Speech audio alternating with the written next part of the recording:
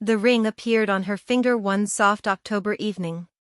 She came through the front door holding her hand in front of her like a lantern, diamonds catching the lamplight, eyes bright with something that was almost joy.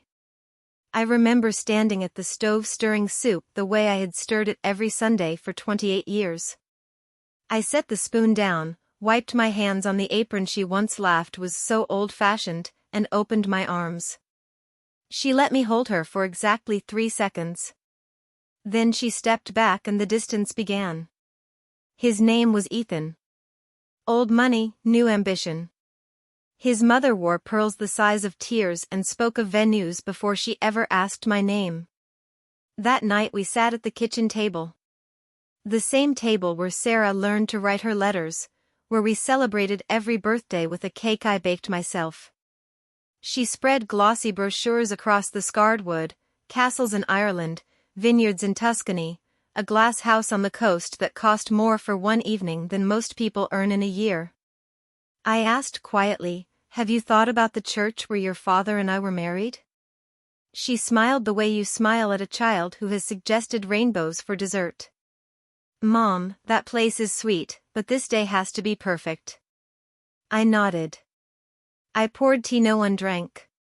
I watched her fingers trace the photographs and felt the first small crack appear in something I had thought was unbreakable. The weeks that followed were gentle erasures. Phone calls returned later and later. Texts that ended with busy planning, instead of love. Dinners cancelled because Ethan's mother needs to approve the linen samples. I told myself it was normal. Brides get swallowed by lace and seating charts. Mothers wait. That is what mothers do. One evening in November she came alone.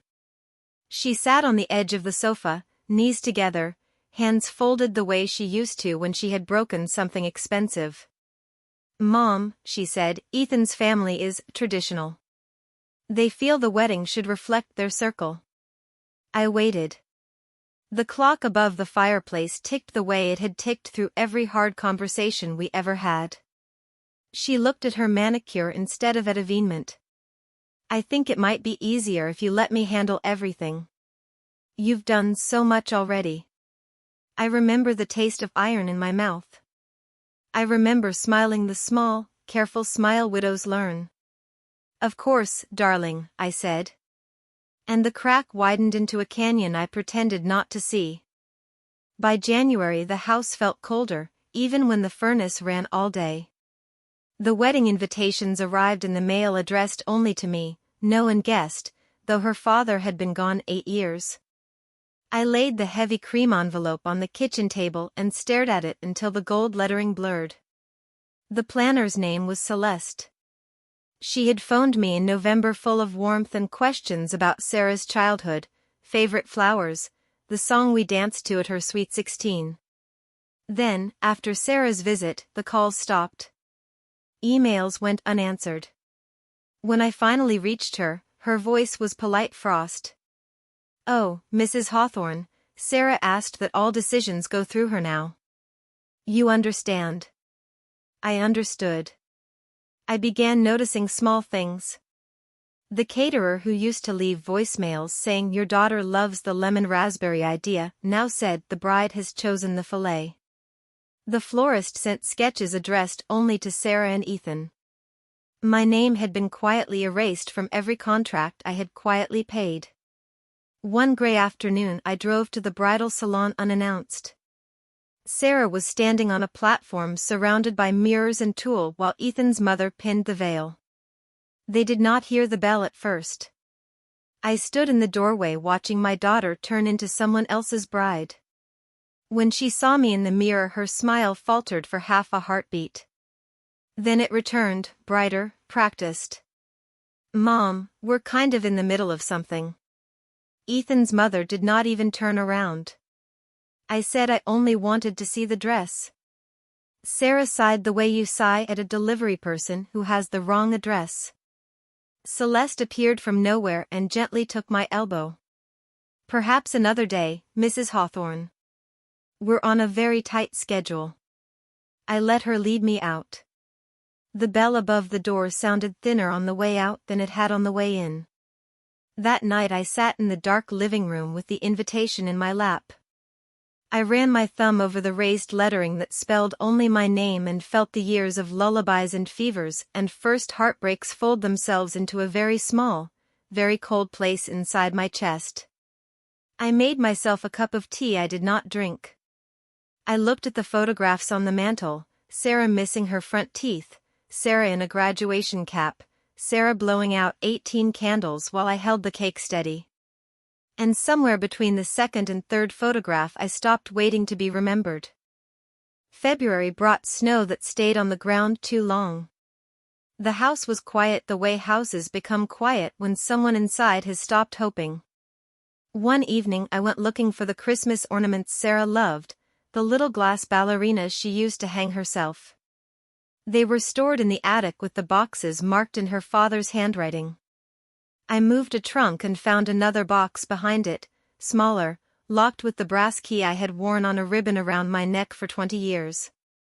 Richard had pressed that key into my hand the week before he died. "Only if they forget whose hands built everything," he had whispered. I had thought it was fever talking. The lock turned with a soft click, as though it had been waiting. Inside were folders bound in blue ribbon and a ledger in Richard's neat accountant's script. I carried everything downstairs and laid it on the dining table beneath the chandelier we bought the year Sarah was born. The first page took my breath. A trust created 15 years earlier, the day Sarah announced her engagement to the boy who broke her heart at 19. Richard had never trusted first engagements. He had simply never told me how deeply he distrusted the second one. Page after page of investments, properties, offshore accounts, all in my name alone. Enough to buy the glass house on the coast 3 times over. Enough to pay for every venue Sarah was choosing without ever asking the price. At the bottom of the box lay a letter in Richard's handwriting, dated the week he went into the hospital. "My dearest Margaret, if you are reading this, our girl has chosen a path that forgets where she came from. Everything here is yours. Always was. Use it when the music starts and no one remembers who paid the orchestra. I am sorry I left you to carry this alone. Love always, Richard." I read until the words swam. Then I read again by the light of the single lamp, snow tapping the windows like small, polite fingers asking to be let in from the cold.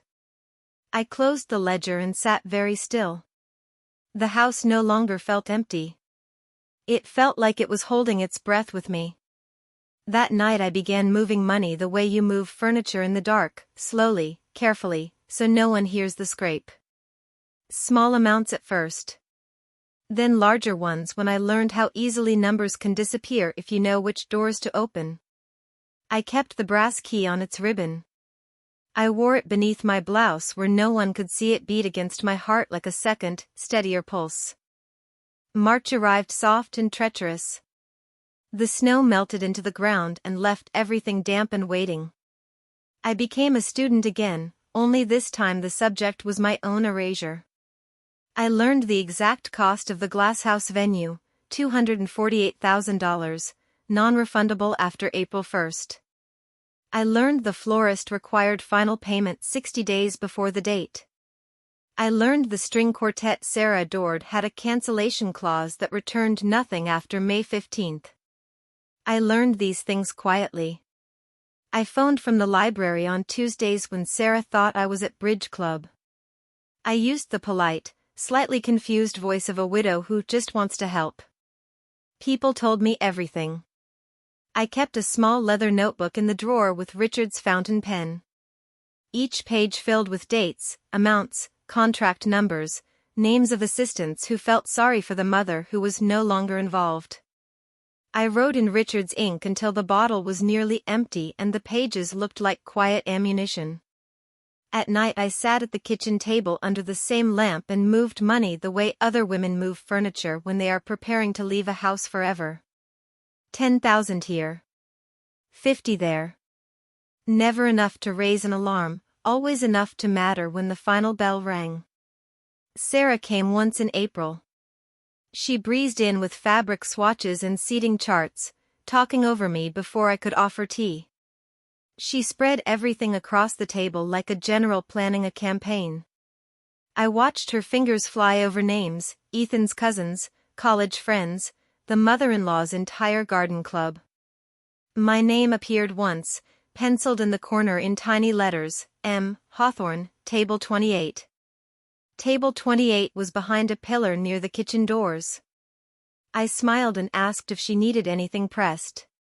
She said, "Mom, we've got it handled," and left without kissing my cheek. That evening I opened the notebook and drew a small, neat circle around June 22nd, the wedding day. Then I drew another circle around the line that read, "Venue final balance due May 20th, wired from trust." I underlined it twice. Some nights I walked through the house touching things I would never pack. The piano where she learned her first recital piece. The window seat where she read until the streetlights came on. I left every light burning because darkness felt too much like surrender. I practiced smiling in the mirror, the small, pleasant smile that made people tell me their secrets. I practiced saying how lovely when I wanted to scream. I practiced carrying the weight of what was coming without letting it show in my shoulders. By the end of May the notebook was full and the brass key still hung warm against my heart. The house smelled of lilacs from the garden I no longer asked anyone to weed. And every evening I sat on the porch watching the sky turn the same colors it had turned the night Richard asked me to marry him. I was ready. Not angry. Not bitter. Simply ready the way dawn is ready long before the first bird sings. June 22nd began the way every important day begins, perfectly ordinary. The sun rose pale gold behind the curtains I had sewn myself 30 years ago. I woke before the alarm, made coffee I did not drink, and laid my navy silk dress across the bed the way one lays out clothes for a funeral. In the mirror I looked exactly like the mother of the bride, silver hair swept low, pearls at my throat, small hat with a whisper of veil. No one would have guessed the weight inside the beaded purse that hung from my wrist. Inside the purse lay one cream envelope, heavy, sealed with navy wax and the same crest that was on the wedding invitations. Inside the envelope lay the truth. I had written it at 3 a.m. 3 weeks earlier, when the house was so quiet I could hear the refrigerator hum its old familiar song. Richard's fountain pen had glided across the thick paper as though it had been waiting for this moment since the day he died. To be opened by the officiant if Margaret Hawthorne is seated anywhere other than the front pew.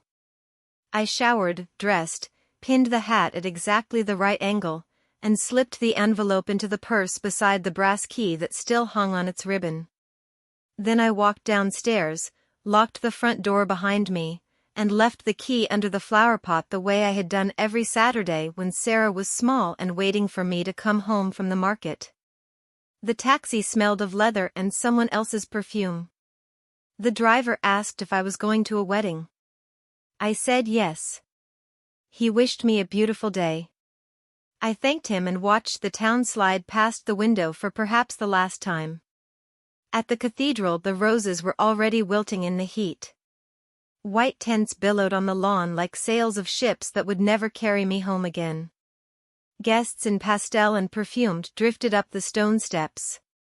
I moved among them unnoticed, a silver-haired woman carrying a purse and a smile no one looked at twice. Sarah appeared at the top of the steps in clouds of lace, Ethan beside her, his mother adjusting the train like a queen arranging a banner. Sarah's eyes swept the crowd and skipped over me as though I were made of glass. Celeste, the planner, materialized at my elbow. "Mrs. Hawthorne, how lovely you could come. Your seat is just inside, to the left, near the back." She tried to guide me. I let her. We walked down the side aisle past pews already filling with people who used to ask after my health at Christmas. Table 28 had been moved inside after all. A single chair behind a marble pillar, half hidden by a floral arrangement tall enough to block any view of the altar. A small card in Sarah's handwriting, reserved, M. Hawthorne. I stood there a long moment. I listened to the organ practicing, the murmur of 300 voices, the rustle of silk and expectation. Then I turned and walked back up the aisle the way I had walked Sarah when she was 3 and afraid of the dark. Celeste tried to stop me. I smiled the small, pleasant smile I had practiced for months and kept walking. Straight to the sacristy door where the officiant was adjusting his stole. I handed him the envelope. He looked at me, and something in my eyes made him open it without question. He read the single page twice. His face changed the way faces change when they understand they have been part of someone else's story all along. He nodded once. I returned to the nave just as the organ began the processional. Every head turned to the doors. No one noticed the mother of the bride walk calmly down the center aisle and take her place at the very front pew that had been left empty. Sarah appeared on her father's best friend's arm. Her eyes found me. For one heartbeat the smile slipped. Then the music swelled and she floated forward, lace whispering lies about forever. I sat very still. The brass key rested warm against my heart. The envelope was gone. The morning had only just begun. The vows were spoken beneath stained glass that had watched marriages for 200 years. Sarah's voice floated clear and certain. Ethan's answers came steady, practiced.